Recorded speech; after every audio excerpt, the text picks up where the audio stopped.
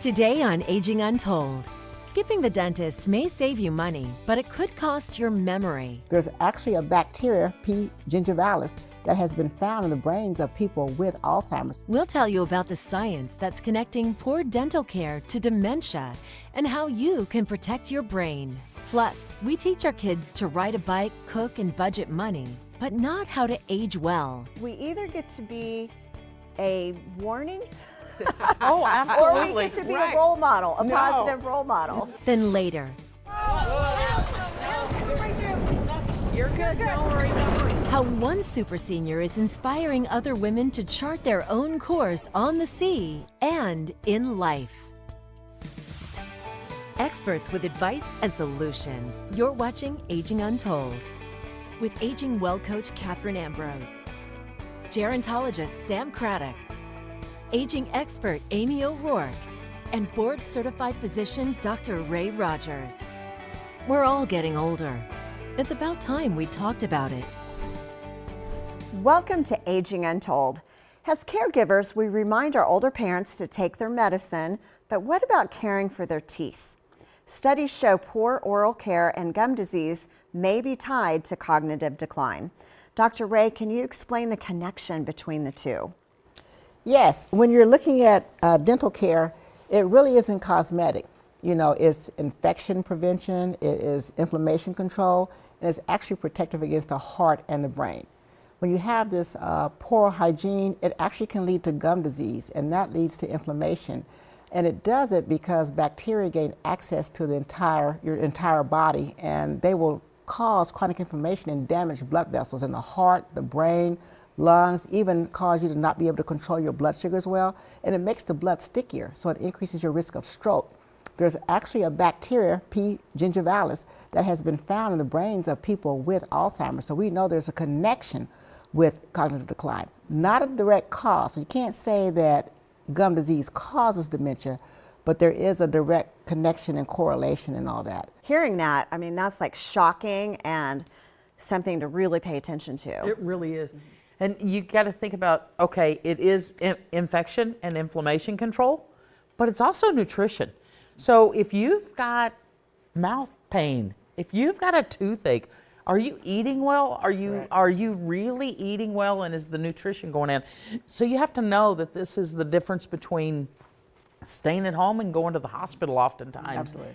And it starts right here, but we see so many people that'll say, well, they have dementia and I can't get them to brush their teeth. I don't, and so I try and tell people, it's kind of one of those, mimic it for them. Mm-hmm. Go into the bathroom or bring a toothbrush to them and brush your teeth with them, and it works. It works really, really well. And don't try and do it when we're at a 10. Do it when we're calm. Sure. And 30 seconds is better than 3 minutes. If you can't get somebody to stand there because of cognitive impairment and brush their teeth for the full length of time, 30 seconds is going to be much better than nothing at all. And what I hear a lot is, it's so expensive and Medicare doesn't cover it, and how am I going to afford the dentist? Well, think about the expenses with caring for somebody with a memory impairment. Think about the caregiver costs, think about the community costs, so when looking for dental care, look for resources that are out there. There are a lot of resources that are out there to help people pay for dentistry. You can go to your local dentist and see, do they offer a program? You can go to AARP and see if there are insurance that you can purchase that's reasonably priced that will help you take care of your teeth. Go to a dental school, go to a university. Yeah. There's a lot of dental fairs if you have a dental school in your community. They go out into the community. Right, and if you can only afford to go once a year, ask the dentist, what else can I do that will help it not be so bad if I can only afford to go once a year or twice a year? Mm-hmm. Your local Department of Aging is another resource. Senior centers, they're on top of these things. And so look for resources. So resources are really important. So confession. 20 some years ago when I was raising young children and I heard, oh, instead of going once a year to clean their teeth, you should go every 6 months. And I thought, they're just trying to get more money out of me. Well, all this time later, I hear the tie to brain health. No one wants to get dementia. And so I'm going to get my teeth cleaned every 3 months, and I'm educating the dental office about encouraging patients to come every 3 months, because their automatic thing is, would you like to schedule for 6 months from now? And so I'm telling them, do you know how important this is for brain health? But it's important, not so just brain health. Remember, that bacteria causes chronic inflammation, blood vessels in every organ. So look at your heart, your lungs, not just the brain, your nerve cells, everything. So think of it like a fire in different rooms of the house. So everybody's getting hit. Yeah. Which is a shame that it's not covered by Medicare. It really is. You know, it is the basics of healthcare. So true. It is literally the basics of healthcare, and we're not covering it. Yeah. Since we're talking about dementia today, oral health is brain health. It is really, really critical. The mouth is not separate from the brain. It's completely connected. And it's one of the most overlooked dementia prevention tools. So if you can't necessarily get everything you need, then you can get to the root cause and say, hey, what other things can I do to stop inflammation? Or get good sleep, stop eating those high processed foods, try to manage your stress. All those different things can help to reduce inflammation while you're working on preventing it from the standpoint of keeping good oral hygiene. Yeah, it's just like layering. You're layering in all these things. You know, we're talking like everybody still has their teeth. And we've got to think about the fact that we have a lot of dentures in our aged community. And unfortunately, they think, okay, I've got my dentures, I never have to go to the dentist again. Yeah, that's And they literally, I've heard it. I've heard people, well, I don't have to go to the dentist, I have dentures. You still have gums.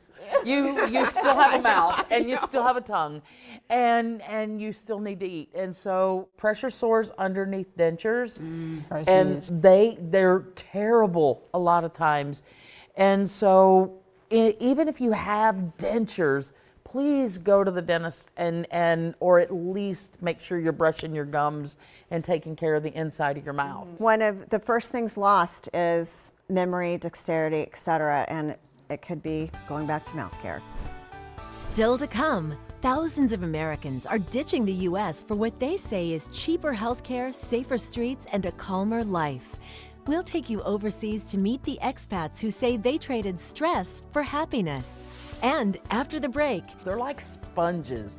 And so if we're talking negatively about it, then it's viewed negatively. we'll reveal the ways you can start teaching your younger kids today about aging with health and dignity.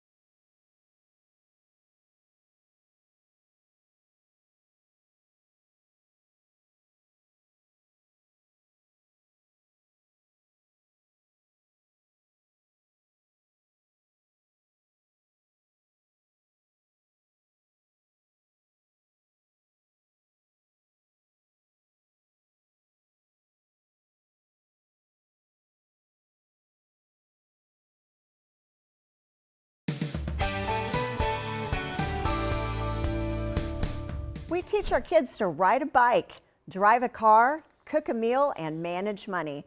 But there's an important skill that might not get the attention it deserves: how to age well. Sam, what should parents tell kids from preteens to young adults about aging?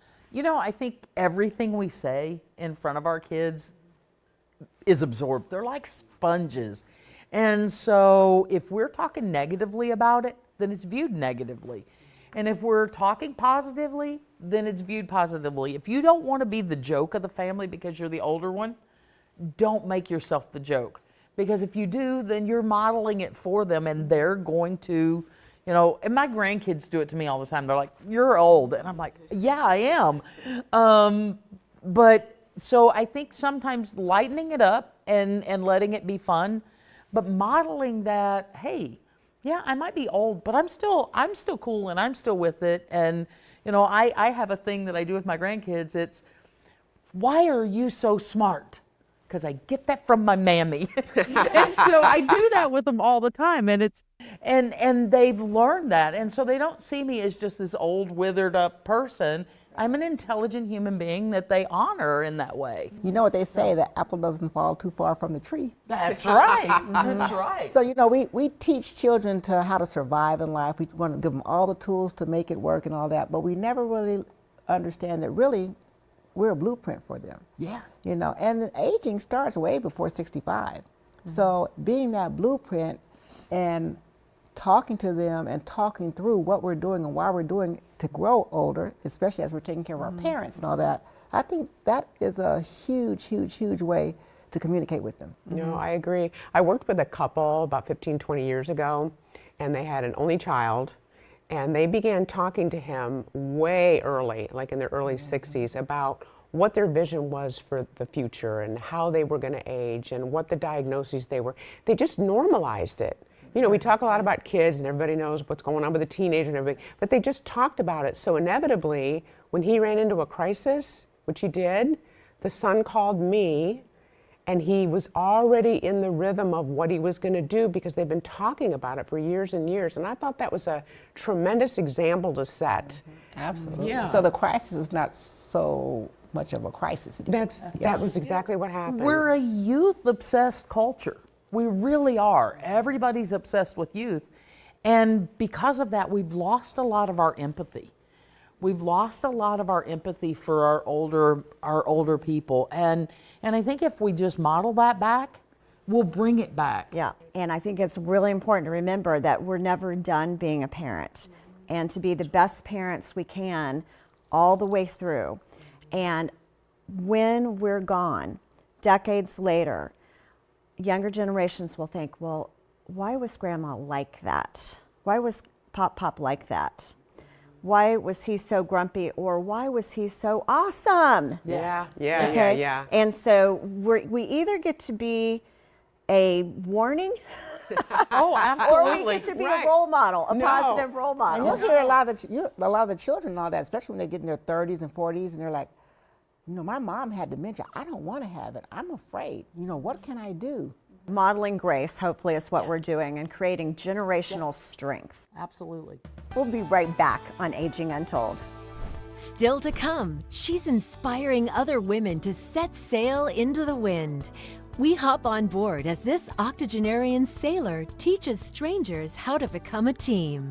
But first, seeking safety and a fresh start, more people are leaving the U.S. for life abroad. I was mentally, emotionally, and physically exhausted. I had reached my breaking point. We examine the sacrifices Americans make to move overseas and uncover why certain countries are more appealing than their homeland. Find more Aging Untold content on your favorite social platform. You can follow Aging Untold on Facebook, Instagram, and TikTok now.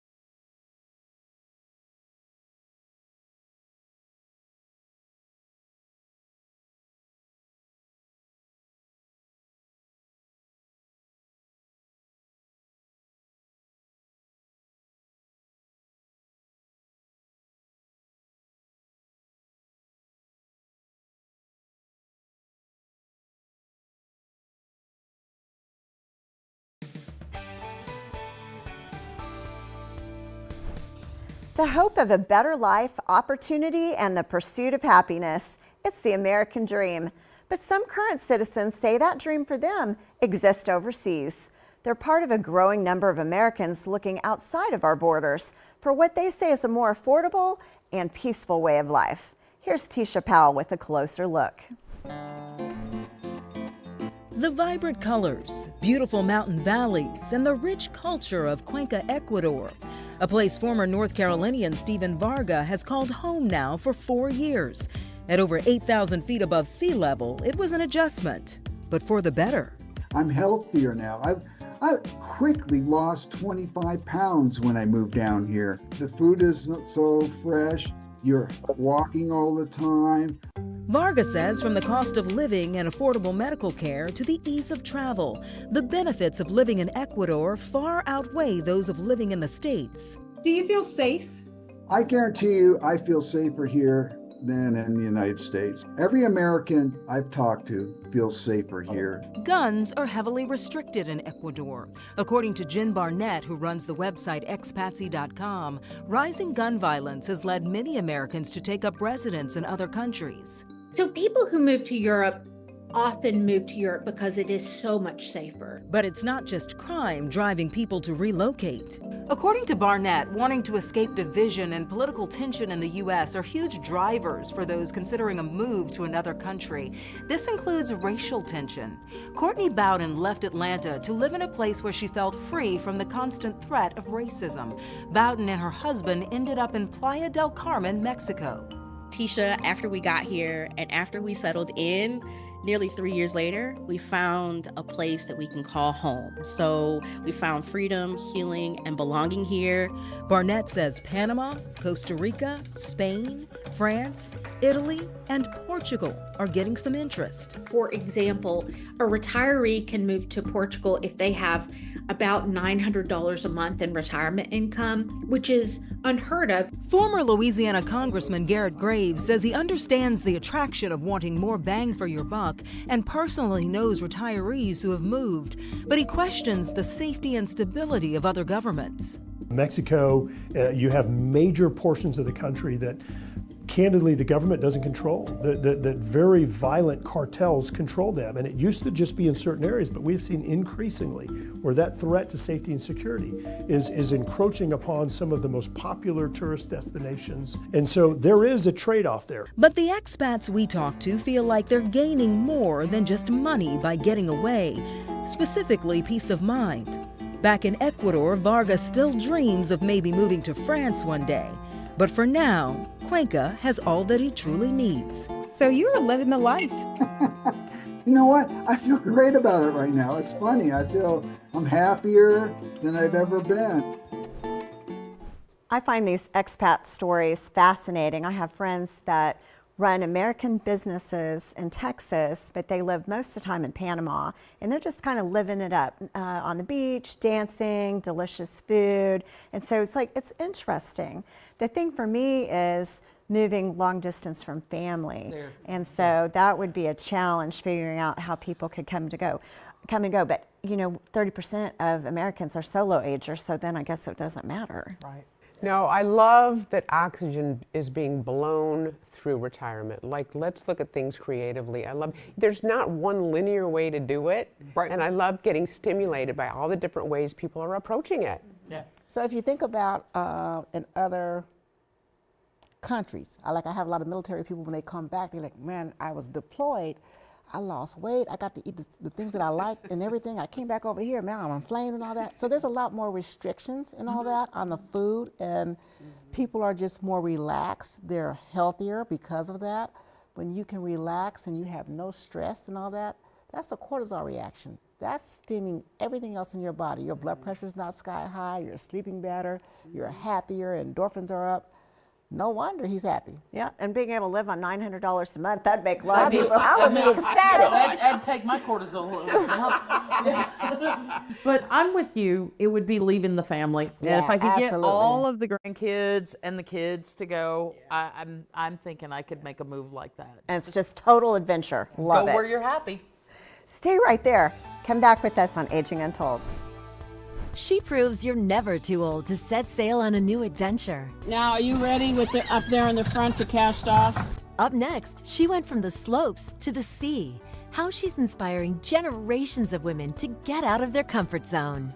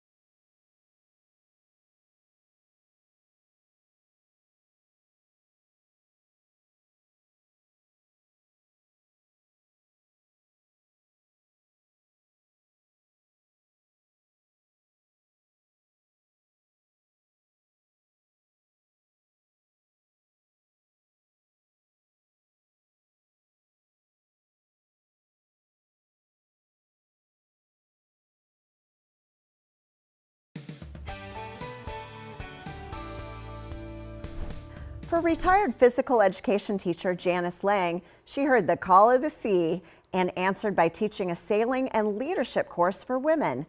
Joe Carroll has the story from Burlington, Vermont, where he hopped on board for a lesson.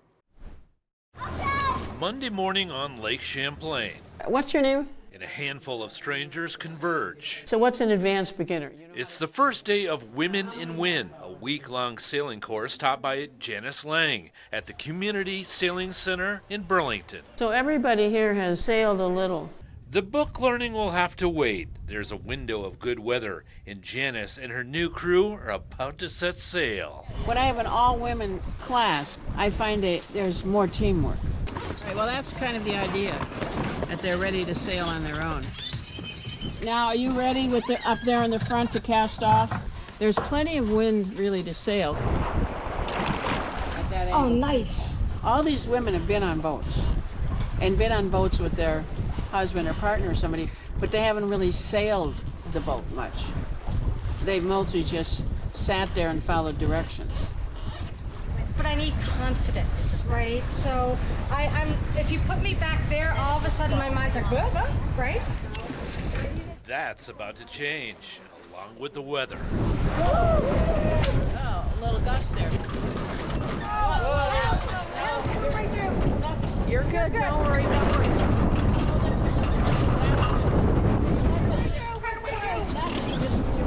It was Elizabeth McKenna's first time steering a sailboat. What was going through your head? I have no idea. I was just glad I wasn't alone and everybody else knew what they were doing. But it was exciting there for at least me for a minute and a half or so. Well, you were probably the least experienced sailor on the boat. For 85-year-old Janice, it was a breeze. Are you a competitive person? Yeah, I would say.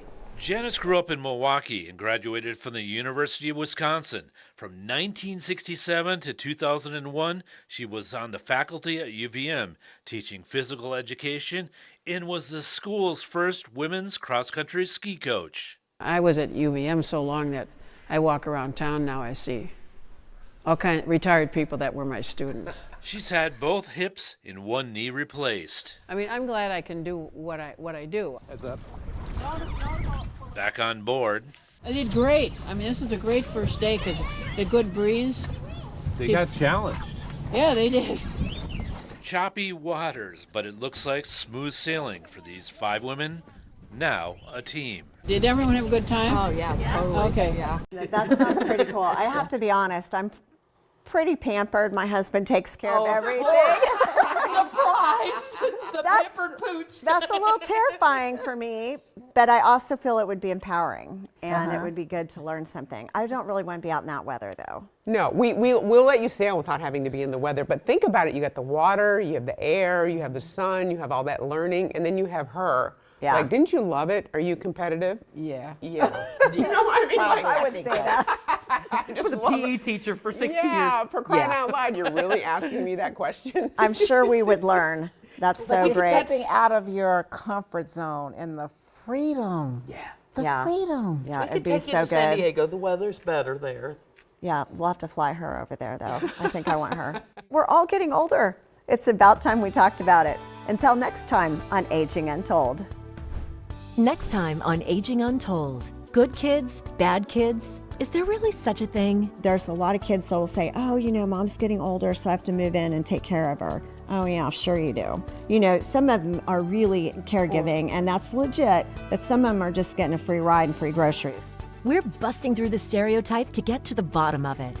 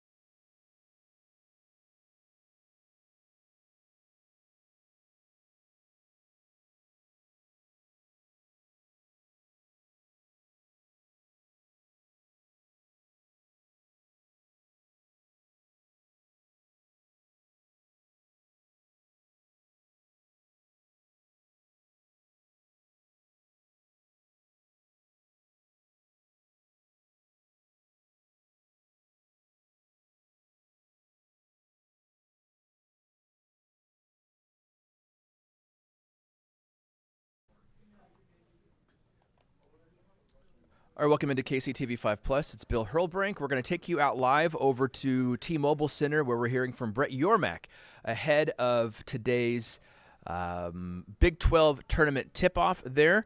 Let's go ahead and go there live right now. In America. Kansas City has been incredible to us. And I want to start off by thanking the mayor. Mayor Lucas and I have become pretty friendly over the last couple of years, and he's a huge advocate of this tournament. And he's a huge basketball fan, and it shows in all the things they're doing for us in the community and in this building. I also want to thank the entire T-Mobile staff. They're elite at what they do. They were terrific last week, and obviously they'll rinse and repeat this week for our fans. Also want to acknowledge Kathy Nelson. Where's Kathy? There she is. Kathy, you've been a terrific friend, an incredible advocate for the Big 12, and with everything you have on your plate, a small little thing called the World Cup, you continue to put us here, and we appreciate it and we feel it. So thank you so much, okay? I also want to thank ESPN for their coverage of last week and this week. They do an incredible job showcasing our programs, but most importantly, our student athletes. And I will say that I am extremely excited that College Game Day will be here this Saturday. I think it's a further validation of who we are as a conference, and we look forward to hosting them this coming Saturday. I also want to recognize our great coaches and student athletes. It's been a great season. They have both worked tirelessly to put the Big 12 at the elite status we're at, and just want to congratulate them. And I also want to thank Phillips 66. For some of you that are relatively new, this is our 30th anniversary, and they've been with us since day one, entitling this tournament. So we appreciate their support and look forward to a long future with them. And lastly, I want to acknowledge the media. You guys have been terrific to us, and you cover us in a big-time way and help us storytell, and we appreciate all your support. So thanks for being here. While I'm here to talk about basketball, I do want to talk about some of the national issues. And I want to start there, and then I'll get into some basketball stuff. For me, rules and enforcement are my top priority. In fact, I just got off a call with the 4 commissioners. We speak weekly on all the issues that we're facing at a national level. And I reiterate to them every time I can that rules and enforcement are critical for us. Beyond that, last Friday, some of you have asked me when you've seen me, I was in Washington. As you know, President Trump hosted a roundtable all about college athletics. It was an esteemed group that was there. I was honored to be in the room. And I thought it was very constructive. It lasted for about 2 hours. And coming out of that meeting, I think there's real momentum for the SCORE Act, and we need it. I've said it before, I think the SCORE Act is the best path forward. It provides us with the meaningful guiding principles when you think about federal legislation. And I've also said that while it's progress, it's not perfect. And as I've said on a lot of different subjects, it's step by step, and you have to sequence these things, but I do think the SCORE Act is a great first step forward. I also want to reinforce my desire to get a CSE participation agreement done and executed. I think that's critically important. We are working tirelessly to get to the right place. The 4 commissioners are, and hopefully we'll get to the finish line sooner than later. We've also seen a lot of messaging coming out of the NCAA specifically about tampering and eligibility. And Charlie Baker and I become very friendly. We speak often, and I support the emphasis on clarity and accountability in those 2 areas specifically. And I look forward to working with the NCAA to make sure that when it comes to tampering and eligibility, we can move in the right direction. And I speak on behalf of the Big 12 Conference. We will continue to be part of the conversation as we try to solve some of these industry issues, which are critically important. Now back to basketball. I'm going to start with the women's programs. They were phenomenal this season. As of yesterday, we have 4 Big 12 women's teams ranked in the top 25. You know, the energy from the regular season really transferred here to KC last week. It was a great tournament and great play by all of our teams. And we witnessed some of the elite talent that you find across our conference. This year's women's championship game was the highest attended since 2013. So we're making really great progress there. And I do want to congratulate formally West Virginia on their first conference title in 9 years. TCU had a great performance. And we look forward to seeing many of our schools in the NCAA tournament here in the next couple of weeks. From a big men's basketball perspective, on the men's side, and I've said this during media days, I'll say it again today, we're the 2nd best basketball league in America behind the NBA. And there is no doubt about it. All eyes are on Kansas City this week. And we have credentialed more media for our tournament than we have in 14 years. So when I say all eyes are on KC, they're here. 3 of the top 7 teams in the country are here in Kansas City this week. And we have a nation-leading 5 teams in the top 20, Arizona, Houston, Iowa State, Kansas, and Texas Tech. We have one of the strongest freshman classes in college basketball, and their impact has been felt across the season. And I also think it's indicative that and shows that, you know, big-time talent is voting yes for the Big 12. And while I don't know who the #1 pick in the NBA draft will be this year, I do know one thing. He plays for a Big 12 team. So I'm excited about that also. This season would not have been the success it was without our media partners. I said it during media days, we would be the most widely distributed men's basketball conference in America, and that played out and certainly exceeded my expectations when you think about marketing, promotion, and storytelling. Our TV ratings are up across the board for both men's and women's. 24, I want to now get these numbers right, 24 men's conference games have done over 1 million viewers, and conference play viewership is up 20% year over year and 35% year over year for women. So conference play has been great. We've had a lot of ranked versus ranked games, and it's driven incredible viewership across all of our media platforms. And specifically, ESPN's Big 12 window on Monday evenings averaged a 1.7, which is 1.7 million viewers. That's up 100% versus last year, okay?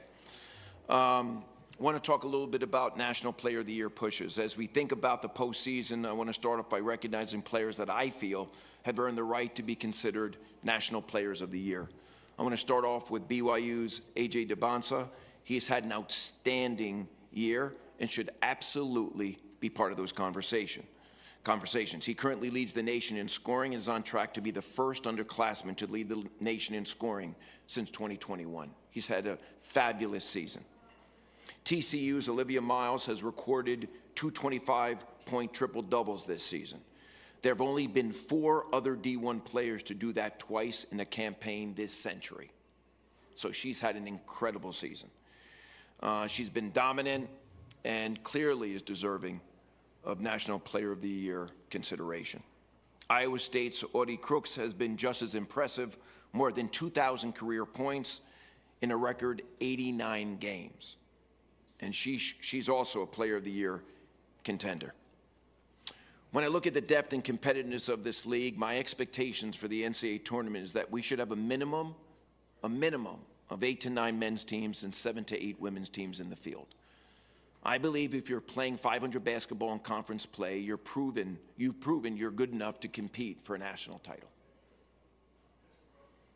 That is not the case with other conferences. 4 of the last 6 national championship games in men's basketball have featured the Big 12 regular season champion or co-champion. TCU is on a 5-game winning streak. West Virginia won 2 games against projected NCAA tournament teams in the last 3 games. Cincinnati has been a top 25 team according to the analytics since December. On the women's side, Iowa State, Colorado, Utah, Arizona State, BYU, and Kansas all have the resumes to get into the field, without a doubt. In closing, I want to thank you all again for being here. I want to thank you for all your support throughout this season. I expect a great tournament this week, and I'll take a couple of questions. Let's start. We're going to open up for questions. Raise your hand. We'll have a mic runner bring it over to you. Please state your name and your outlet.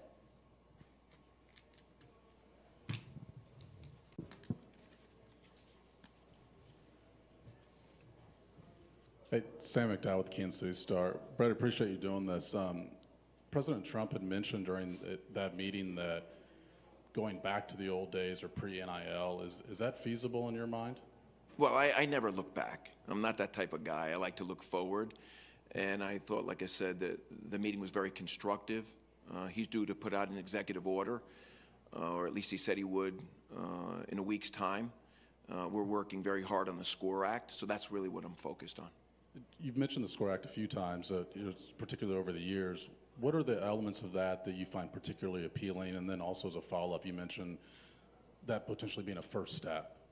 What would be second, third, and so on? Well, we first have to get it. Let me start with your second question. You got to first get it through the House, then you have to go to the Senate. So there's a process there and a sequencing. But first step is to get the bill dropped in the House. As it relates to some of the guiding principles of the SCORE Act, why I like it, it offers federal preemption. It offers limited liability protection, so we can enforce the rules, which we currently aren't doing. It has great student-athlete protections. If you listened to some of my comments when I was in Washington. I spoke specifically about the agents and what's happening out there and some of their egregious actions, getting our student athletes and manipulating them and their families to get into the portal. And as we all know some of the numbers, about 40% of the student athletes that get into the portal don't find a home. And when they do keep transferring, they lose credits. So the purpose-driven nature of this industry, which is about getting a great education and preparing our student athletes to be the best version of themselves, is being compromised, not by all agents, but by many. It also has a strong declaration that student athletes are not employees. And I can tell you, I meet with a lot of our student athletes, and no one wants to be an employee. So I think it on a base level, it does provide some of the things we're looking for, and hopefully we can get that done. But thank you for your question. Good morning, Commissioner. Back here. Oh, how are you? I'm good, thank you. What's your name? Alvaro Alvarez from Telemundo, Kansas City. Oh, nice to see you. So, what is the feedback you have received from athletes, from coaches, from fans regarding the new court, the new technology, and how pleased you are with this technology? Well, first of all, let me ask you, do you like the court? Oh, yeah. Okay, good. Thank you. I'll start there then. Listen, when you innovate and you want to disrupt in a positive way, you're never going to get 100% buy-in. Okay? But I've received a lot of positive feedback. And, you know, it's interesting. Whenever we innovate, we really encourage all key stakeholders, student athletes, coaches, whoever, to give us their feedback. And we listen intently. So I'm very happy about where we are. But we're monitoring that feedback, and we're making the necessary adjustments where we can. But I'm very pleased. But thank you for your question. And most importantly, I'm happy you like it. Hi, Commissioner. Kevin Kinder with the Blue and Gold News. How are you today? Doing great. Thank you for the time. Good to see you. No matter what solution we're talking about, SCORE Act, more enforcement, those things like that, it seems like the potential of litigation is the biggest threat to any of them. In your opinion, does a ban or a agreement not to sue the NCAA or whatever comes out of all of these things, is that a critical part of anything that will work? Well, I can't speak to a ban, but I can speak that in the SCORE Act, it does give us limited liability protection so that when we enforce, we're not sued on every decision. So that's why I feel very strongly about the SCORE Act.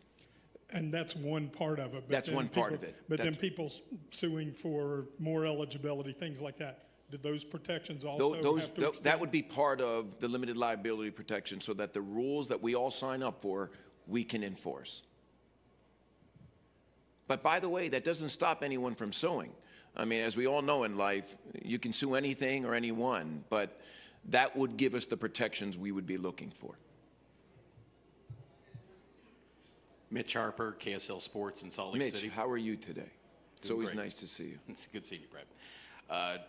Just curious, you brought up you highlighted the impressive TV numbers, Big Monday, and all the TV partners. What's the end goal for the league to have so many different media partners tied to this basketball product? What's the long-term vision of what you're trying to get with the media partners? Well, it's a great question.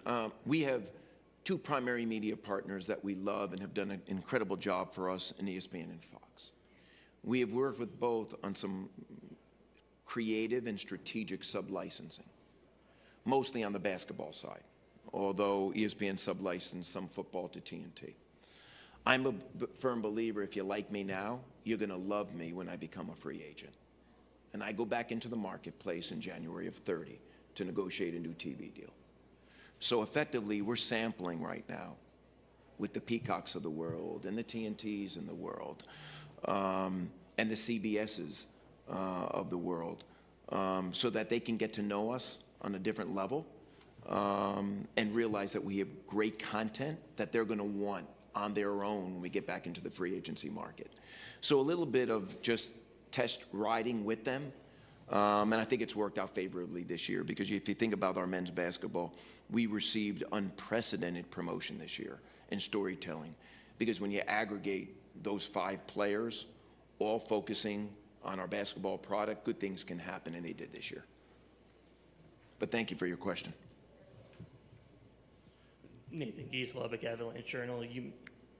Oh, You mentioned. where are you from? Lubbock Avalanche Oh, Journal. nice to see you. You mentioned the College Sports Commission getting that agreement signed. What is kind of the holdup there at this point, and without it being signed, what power does that group actually hold without everybody agreeing to it in writing? Well, I mean, listen, we're operating under the settlement agreement, and obviously the CSC oversees roster and NIL and cap management, and they are investigating and enforcing today. But I think the participation agreement just takes it one notch further for us, and really codifies it in a different type of way. And so I think the CSC is doing a good job right now, irregardless of participation agreement signed. But I'm a firm believer that we need one signed. And I think it just tethers together all those schools that have opted in for rev share and that are using NIL Go. So I think it's a critically important component. But we are enforcing now without it. But the plan is to get that thing signed and give Brian Seeley and the CSC all the authority they need to go out and investigate and enforce at the highest levels. Hi, Brett. Bruce Pasco, the Arizona Daily Star. I was wondering about the player availability reports, how they've gone. You guys have to enforce them, and maybe it's just a one-off, but I remember there was a case where Kansas played Arizona. Bill Self said the day before the game he thought Peterson was 50-50, but they didn't put him on there.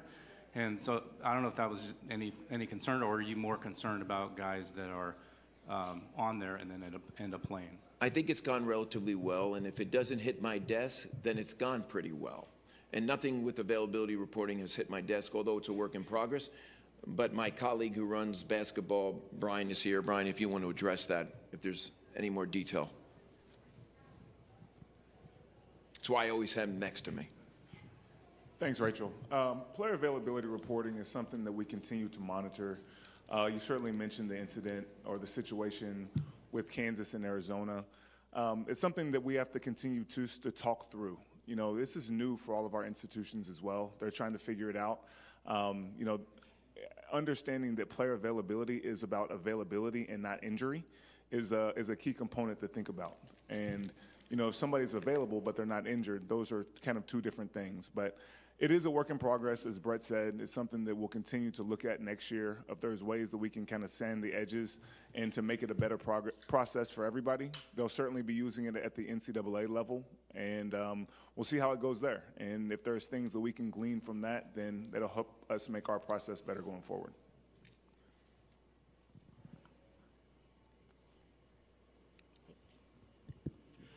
Hi, Scott Springer, Cincinnati Enquirer. Good to see you. Hi.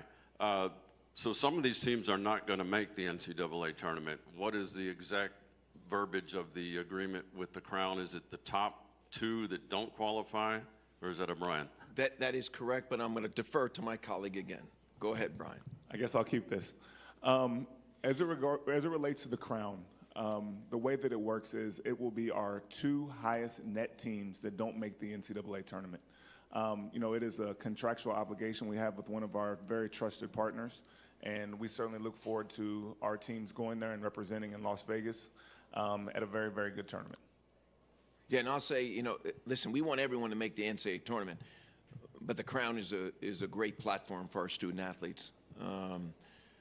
I've worked very closely with Fox, as Brian has, and they've put on an elite tournament last year and again this year. And so the teams that go out there, I think, are going to really have a great experience. What's it say about your league that there's so many teams that are in contention? Conceivably, some coaches could be coaching their last game. On the other hand, they could be making the tournament.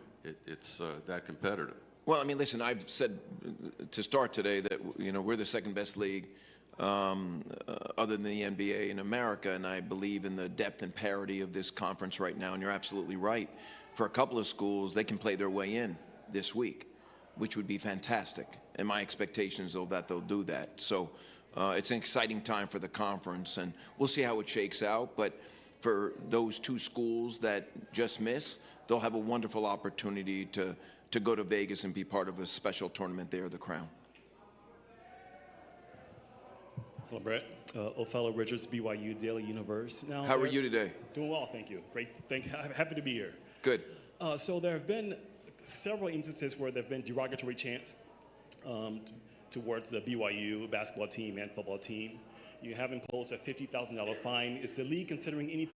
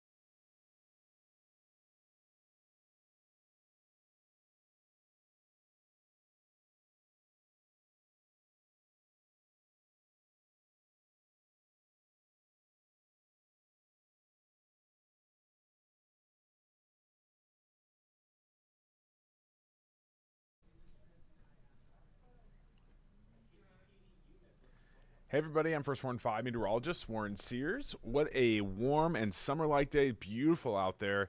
Definitely very humid. You can feel it. All the cars were had a lot of condensation everywhere, a little bit of low fog this morning, low cloud coverage. So you can tell that there is definitely some Gulf moisture back into the region out there today. We had a warm front that lifted in overnight. That brought us that much more humid air mass. And eventually today, with the warm afternoon, borderline toasty. I mean, we're talking low 80s with the humidity, the 80s, and a strong cold front that comes in later this evening. We are expecting some thunderstorms to develop on that front. So kind of a thunderstorm risk out there later today. I'm not expecting it to really happen until probably closer to sunset. Now, what I will say is it's warm and humid and windy for now. Please get some time outside early this afternoon if you can, because again, some big changes on the horizon later this evening and into tonight. So let's plan out your Tuesday here. The morning when I got here, we were in the low 60s already. The wind wasn't too bad, but it's picking up. We'll have gusts today, potentially up to 30, 35 miles per hour. So that's the morning that we have ahead, trending to the low 80s this afternoon. I think pretty much everybody will be in the low 80s across the KCTV coverage area, minus those of you in Northwest Missouri. The front starts to slowly sift in a little bit sooner for you, so you'll be slightly cooler, but still expecting some 70s this afternoon up in that direction. And this is, I mean, shattering our normal for this time of the year. That normal high is 53, so we're going 83, 30 degrees above that today. But this evening, thunderstorm chances, the atmosphere gets stirred up with the cold front coming in, and then again, some of those thunderstorms on the strong to severe side. So we'll break down the opportunity into the rest of the afternoon. It's already 74 degrees. The record high today is 84, so we might get pretty close to that. We have a southwest wind at 16. Again, your forecast high today is 83, so we will come really shy or maybe even tying that daily high record. The first warn will kick in. I'm going to update this here real quick. The first warn will kick in probably after about 6 o'clock. That's when we see our thunderstorm risk really start to bump up, and then coverage should be pretty widespread into the later part of this evening and early overnight. Now, the severe risk is a window through the evening Tuesday, but once you get to about midnight into the early overnight, I think the severe risk is going to fall off, but then we have to start thinking about the potential for some flash flooding in certain low-lying areas and areas that saw too much rain in a short amount of time. That's not going to be for everybody, but there is a risk for thunderstorms to track over the same area this evening and into tonight. So that's also something that we need to watch out for. But before we get to the storm chance, look at these high temperatures today. Low 80s across the board. Some of you might even be warm enough to get to the mid 80s this afternoon. Again, shattering where we're normally at, but that all changes later on today. We have a strong cold front tonight, and that will really bring you much chillier temperatures tomorrow. So that storm risk on Tuesday, first warning is in place as we expect some disruption, some noisy thunderstorms, and even that risk for some severe weather.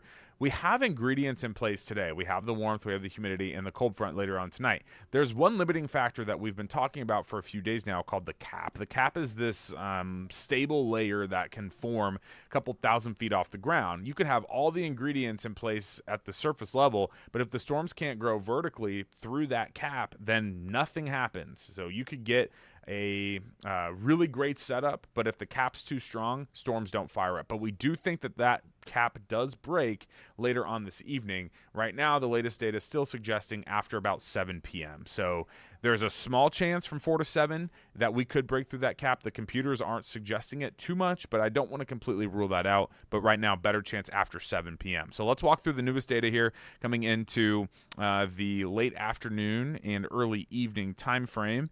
This is our one of our better, higher resolution computers here. So again, at 4 p.m., again, peak heating, you've got great ingredients in place, but we're not seeing anything form with the high resolution stuff at 4. By the time we get to 5, 6, there's maybe going to be a little break of the cap, but then when you get closer to 7 p.m., that's where we are starting to see a few cells pop up right out ahead of the cold front.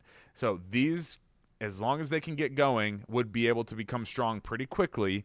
All severe hazards would be possible. Whenever storms can operate kind of out on their own like this, they basically take whatever resources they want.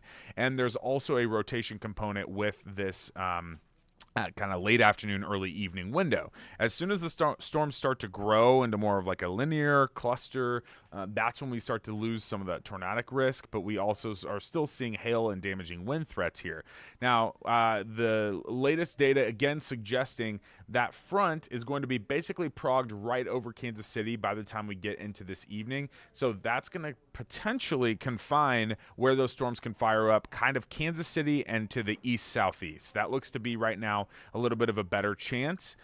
If they can fire up earlier, that would give those of you to the north a better opportunity. But again, the freshest data suggesting kind of Kansas City, I-35, and east where we could have those storms start to fire up. So not the entirety of our viewing area has storms tonight, but wherever they can get going, they will likely be strong to severe. Later Tuesday evening, this is what 9 p.m. could look like, pushing away from the metro a little bit with that severe risk. However, once the front starts to push in, we actually get a little back building and a little bit of more stratiform precipitation to develop. We think that there could be more rain and thunderstorms overnight and into the morning tomorrow. However, that's not going to be much of a severe risk. So once you get to about midnight, currently thinking that that shuts off and we start to transition more into some pockets of heavy rain, maybe some just generic thunderstorms into early Wednesday morning. And by the time you get through lunch, I think a lot of that is going to be able to clear.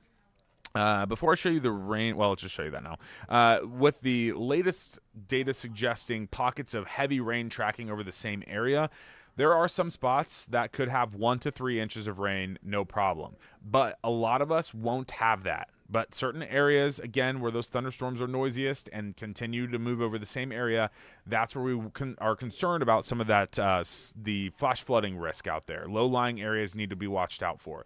But you can see here a lot of 1/4 to 3/4 of an inch readings and not 1 to 3 inch. But there are some select spots that we, again, are going to have to watch out for. So that is a look at your rainfall potential. I want to show you the latest update from the Storm Prediction Center. Still has us in a level 2 out of 5 risk for strong to severe storms. That is a healthy chance. Right now, the slightly higher risk with the slightly better dynamics from the atmosphere is across northeast Missouri in that level 3 out of 5 risk. But if we can get 1 or 2 of those storms to form in that late afternoon, early evening time frame right around sunset, all hazards would be possible. The later you go after sunset, we start to transition more just to a wind and hail threat out there. So that's what we're looking for a little bit later on today. I'll show you the 7-day forecast real quick as we have a big swing in those temperatures. We're expecting the high temperature tomorrow to be 48 degrees, 60 on Thursday, warming up nicely, 62 Friday, 70 on Saturday, and another front comes in with another shot of winter, 39, that's it on Monday. We are all over the place here over the next week. But today, very summer-like. We'll watch those chances for thunderstorms later on into this evening. Please make sure that you follow us with the latest forecasts. We'll have more streaming updates on air coming up at noon as well, and then all afternoon and evening as the event is unfolding. All right, everyone, that is the update I have for you. Stick with us. We'll be right back here in just a second.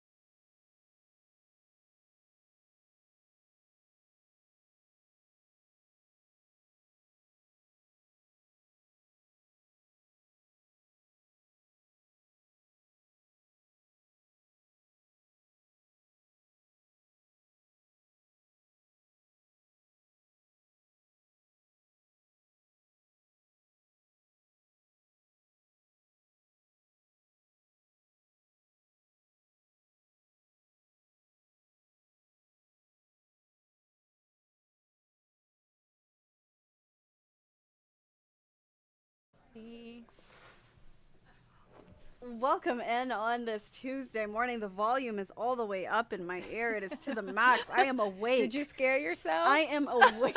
I looked at you to see if you had the same impact, but apparently you didn't. Thank you so much for staying with us here on KCTV5 Plus. I'm Janae Hancock here with Taylor Johnson. How's it going, Taylor? I am here. I'm gonna tell you something. This time change is really, it's still affecting me. I got like 7 hours of sleep last night, but still woke up this morning and was just like, what is going on? You know what? I feel like I am really eating my words because I think on Friday I said, oh, this is my favorite time of year. I am struggling. It's hard. I wonder how long it'll take to get normalized. I'm going to say April. Oh. I'm going to give it. Hang in there. We're almost there. It is the 10th, so we have something to look forward to. We're midway through the month, so that's good news.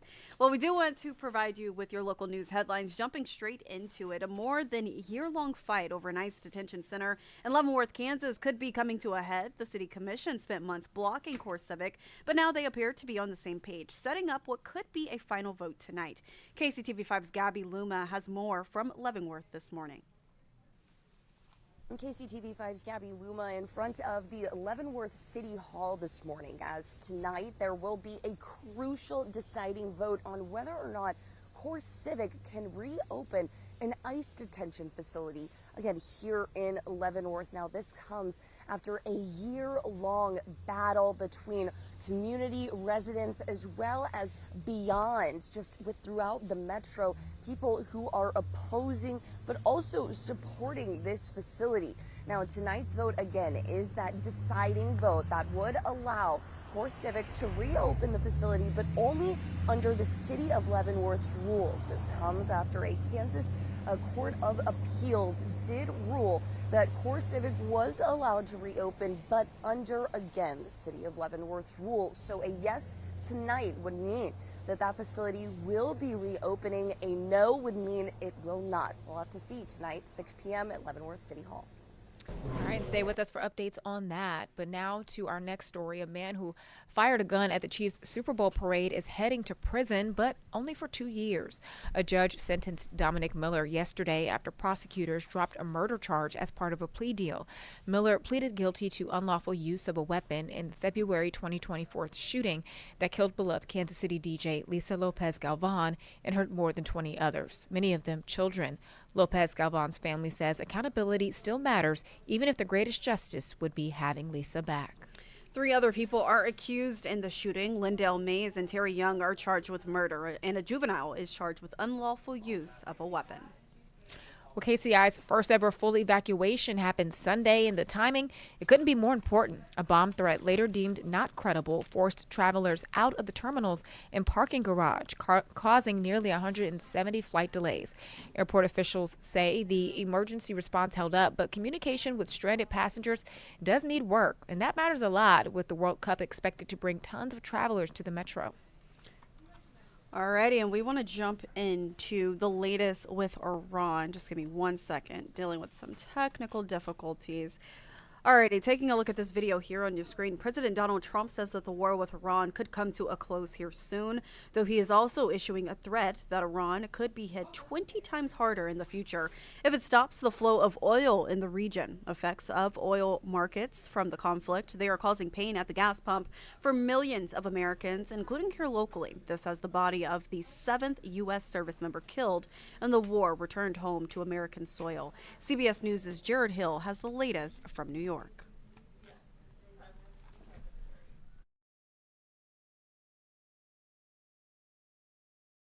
New video released by the Pentagon overnight shows U.S. strikes destroying Iranian missile launchers. Everything they have is gone. As President Trump signaled that the war on Iran is winding down, telling CBS News in a phone interview, quote, "The war is very complete." It's going to be ended soon, and if it starts up again, they'll be hit even harder. The president doubled down on that last threat on social media overnight, warning death, fire, and fury will rain upon Iran if they do anything to stop the flow of oil through the Strait of Hormuz. The waterway through which about 20% of the world oil travels has been effectively closed since the strikes began, sparking wild swings in global oil markets and sending gas prices in the U.S.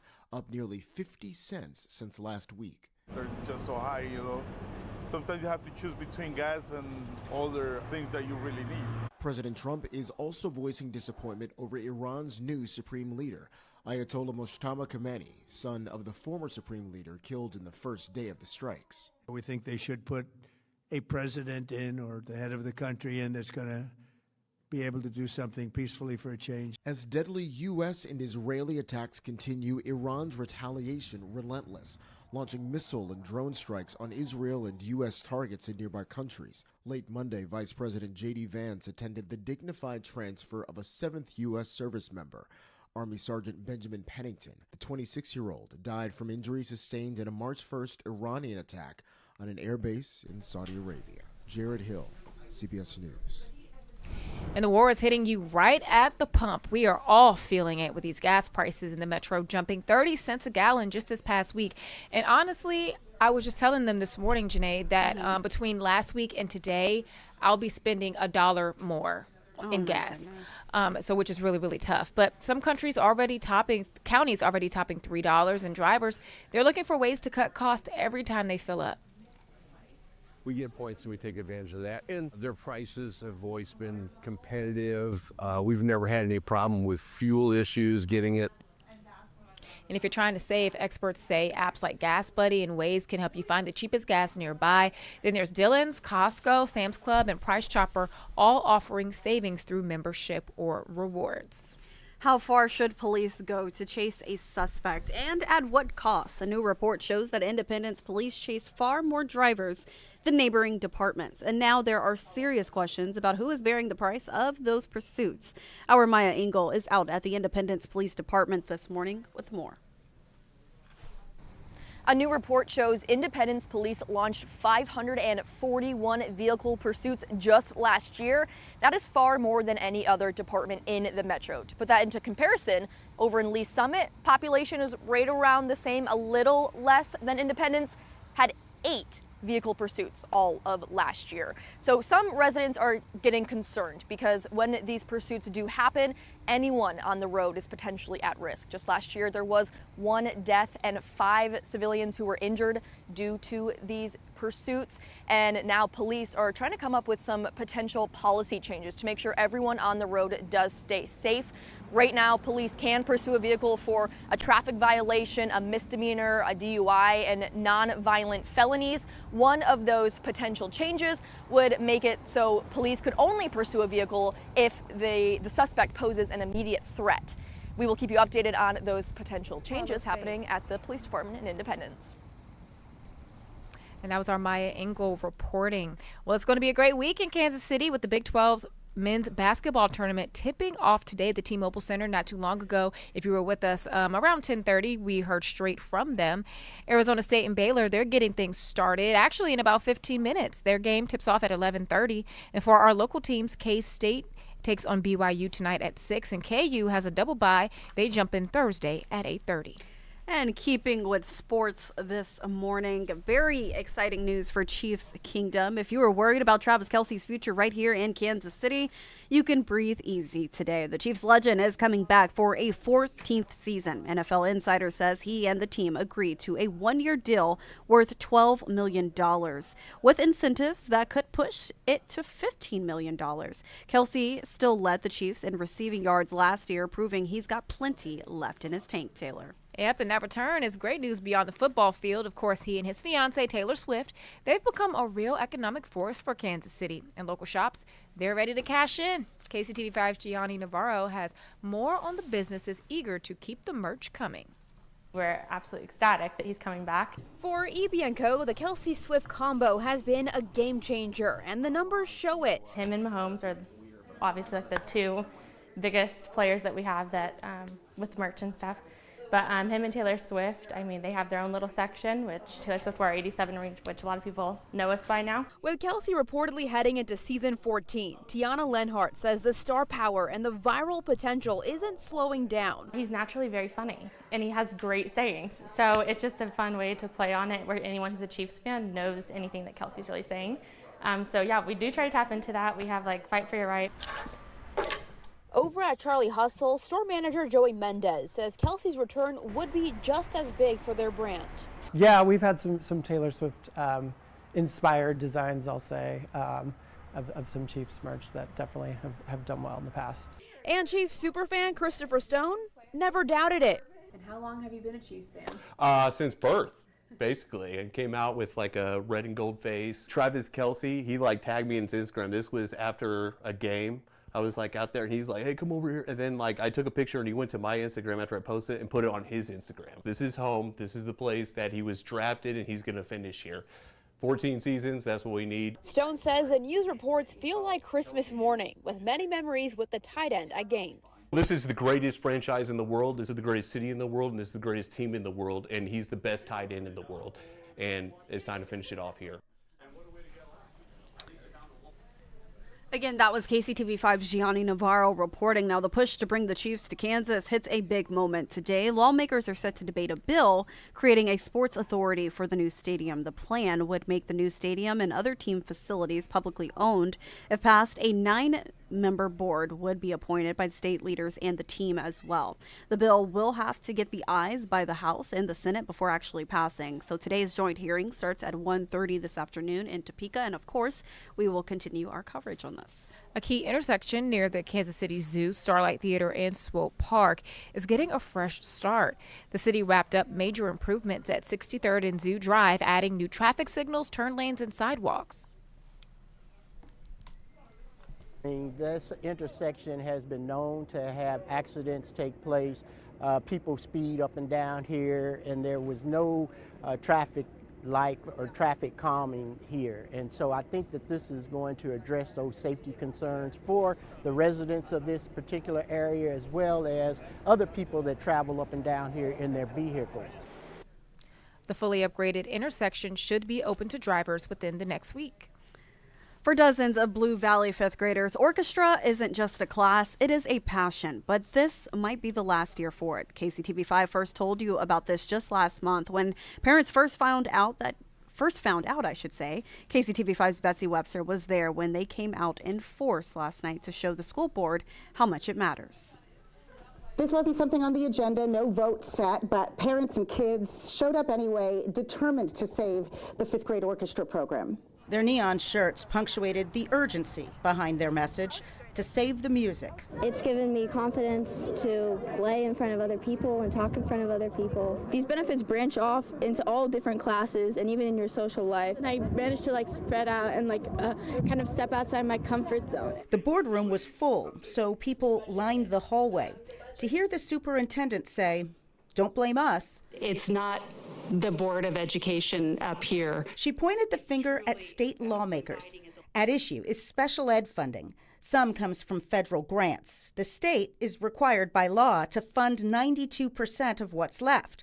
The state education department says lawmakers have failed to do that. The school district has been chronically underfunded since 2011 in special ed, and every year those numbers go up. Districts have been dipping into their general funds to the tune, she said, of $18 million for Blue Valley this year alone. It's almost like the legislature is undermining our public schools by design. That parent said anyone who wants to save the music or any other program potentially on the chopping block should bring their beef to the ballot box, because all state reps are up for re-election this year. In Overland Park, Betsy Webster, KCTV5 News. It was supposed to be one of the happiest days of Bree Bauer's life, but when she woke up, tragedy struck. She lost her arms and legs. Last month, we shared Bree's story with you, and even though it was hard for her to think about the future, her story teaches us that it's what you do next that defines you. KCTV5's Marlia Campbell has the next chapter of her journey. Bree's grit stands out. She's someone that has been through a lot. She has a tragic story, but also a heroic one. Nothing was wrong, and then something was wrong, and you just are like, oh my gosh, that could be anybody. Bree Bauer has been waiting 2 years for a phone call she feared might never come. The mom of 3 had all 4 limbs amputated after complications from childbirth caused sepsis. She spent most days since on dialysis, in desperate need of a kidney donor. A good ending for me where I get a kidney transplant and we take out the time spent on dialysis and appointments, our quality of life would improve tremendously. Bree's medical history made her a tough match. Weeks, months, and years passed. Then one call changed everything. Disbelief. I honestly, it took a couple days really to understand how it's a perfect match.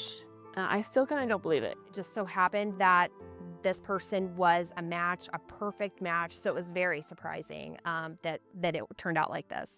That might sound like the finish line. She'll have her transplant surgery, get off dialysis, and resume her life. But really, the marathon is just beginning. Knowing my history of things kind of always going the wrong way, I don't think I'll be truly excited until, after the transplant and until I get the dialysis stuff out of my house. That's when I'll know that we're good. The stakes go beyond one surgery. For Bree, a working kidney could unlock something she's been fighting for since the day she woke up without her limbs. When you have limbs that require prostheses, if you swell or run risk of infection around those limbs, then you can't wear a prosthesis, or the size changes and it doesn't fit right. So coming off dialysis and having a kidney that can manage fluid for somebody is life-changing, because all of a sudden those other things are possible. Like someday walking or holding her baby boy. I know I'm not going to be growing back arms or legs. It is what it is. And I'm not going to let this, situation stop me from what I want to do in my life. A perfect match gave Bree Bauer a second chance. Now she's doing what she's always done, taking the next step. Marlia Campbell, KCTV5 News. There are thousands of people just like Bree waiting for a kidney transplant, and your selfless gift can give them a brighter future. If you're interested in seeing if you're a match with anyone on the waiting list, be sure to call the KU Transplant Center, and that number you can find on KCTV5.com. So very important. Well, moving to national news now, shots rang out in broad daylight outside music star Rihanna's Beverly Hills, California home on Sunday. A Florida woman with prior criminal complaints fired multiple rounds through the front gate before speeding away in her car. That's according to police. Now, no one was injured. CBS News correspondent Carter Evans has the latest on the investigation today. Multiple bullet holes are clearly visible in the front gate leading to Rihanna's home in Los Angeles. Approximately 10 shots heard and an unknown person shouting. It happened Sunday afternoon. Police say 35-year-old Ivana Ortiz from Florida opened fire with an AR-15 style assault rifle and fled. Well, I was just washing dishes in my house and I heard shots. And I was a little shocked. Police spotted the suspect's car from the air. This vehicle's a white Tesla, SU northbound. They tracked it to a nearby shopping mall where they took Ortiz into custody, booked her on attempted murder, and set bail at more than $10 million. The 9-time Grammy winner and business mogul was home at the time of the shooting, according to the LA Times. The LAPD confirms people were present, but it's not clear if her partner, rapper A$AP Rocky, and their 3 children were also there. In 2018, a man broke into Rihanna's home and stayed there for 12 hours until the singer's assistant discovered him. In this case, police say they've recovered the weapon, and we've uncovered more about the suspect. Ivana Ortiz was booked for domestic violence in Florida in 2023. More recently, she sought an injunction to block a Billie Eilish concert in Orlando. Is Cardi B pressed? Before the shooting, a woman who appears to be Ortiz shared bizarre posts on social media about several celebrities, including Rihanna. Investigators are back out here going over the scene. It does appear that some bullets went right through the gate and into an Airstream trailer in the driveway, even an outside wall of the home, but no injuries were reported. Carter Evans, CBS News, Los Angeles. So scary. Glad she's so okay. Very scary. Well, that'll do it for your national news headlines. We're going to take a look at your Hollywood Minute. This gift can bring fame and fortune. More honors for the top 2 Oscar contenders. The Writers Guild of America gave Ryan Coogler its Original Screenplay Award for Sinners, while Paul Thomas Anderson took the Adapted Screenplay Prize for One Battle After Another. Each film is favored in its respective screenplay category at Sunday's Academy Awards. The Drew Barrymore Show is sticking around. The actress's syndicated daytime talk show, which has been on for 6 years, has been renewed for 2 more seasons. This is not you. Well, my mom worked at Hooters and my father was a pro wrestler. Tell me what's me. Your fans? It's a popular website. The official trailer is out for Margot's Got Money Troubles, based on the best-selling novel. Elle Fanning plays a young woman who turns to OnlyFans to support her new baby. Michelle Pfeiffer, Nick Offerman, and Nicole Kidman co-star. The series launches on Apple TV April 15th. In Hollywood, I'm David Daniel.